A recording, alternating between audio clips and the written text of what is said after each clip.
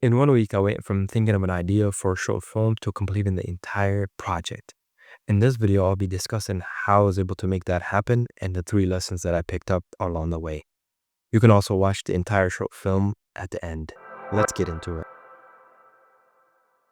So it started like how every other good idea starts, staring inside the fridge. Now, the only problem was I was moving cross country in just 1 week. So I went to writing the script. Since the script was going to involve multiple actors, I know it's going to be difficult or at least take a while before I found new people to shoot with in that new city. And for someone like me who's early on in their filmmaking journey, I knew that speed and repetition were going to be the most important thing for me to advance in my developing. The timeline was going to be tight, but I knew that the limitations that we have, whether it's the deadline, the type of camera that we have, or even the people that we're shooting with, these are all opportunities to flex your imagination and create something with what you have. So that leads us to lesson number 1.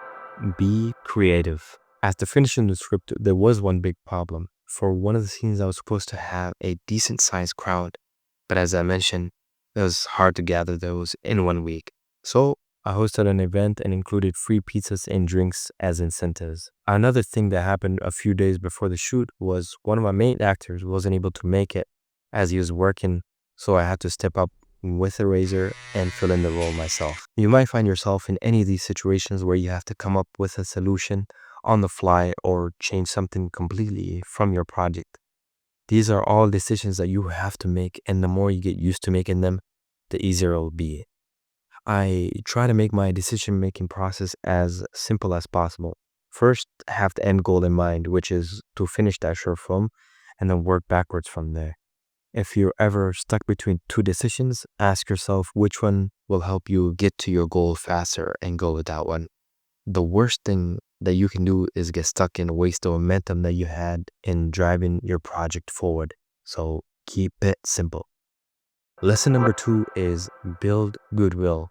I know this can be said about many things in life, but it is absolutely necessary to have goodwill as a filmmaker because creating films in and itself is a team sport.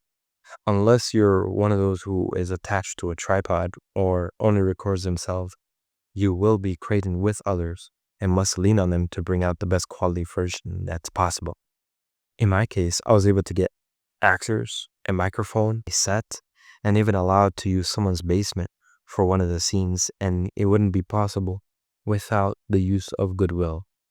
And no, I'm not saying be good to people and build relationships with the hopes of benefiting from them in the future, because that would be completely wrong and unethical.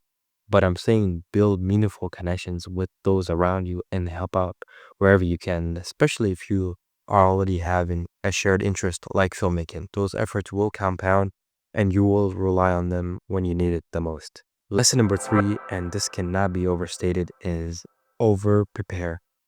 There's never been a person who's over-prepared for something and regretted it, but the opposite of that is true. If you're ever shooting a film, it's always important to prepare beforehand, as it can save you a lot of time and embarrassment. This is even more true if you're starting out because you can catch a lot of the potential mishaps beforehand. It would also be super awkward being in front of a crew and you're doing a last minute Google search to see how to change a setting on a camera, which that happened to me before. This can be solved by having your script, your shot list, and your storyboard ready beforehand. It's also important to scout your location beforehand, and even better to be at the same time of day so that you know exactly how the frame will look like during that time of day. So there you have it. 3 lessons that helped me go from idea to a finished short film in all but just a week. Be creative with your limitations, build goodwill with the people around you, and over-prepare so you can execute with confidence. Now, I know what you're thinking. Did this actually work? How did the film turn out? Well, I'll let you be the judge of that. The short film is now playing, so stick around to watch it. I'd love to hear your thoughts in the comments below. What worked, what didn't, and what you would do differently. And if you found any of these lessons helpful, or if you're on your own filmmaking journey, hit the subscribe button. I'll be sharing behind the scenes insights, lessons learned, and of course, more films that I make along the way. So without further ado, let's start rolling.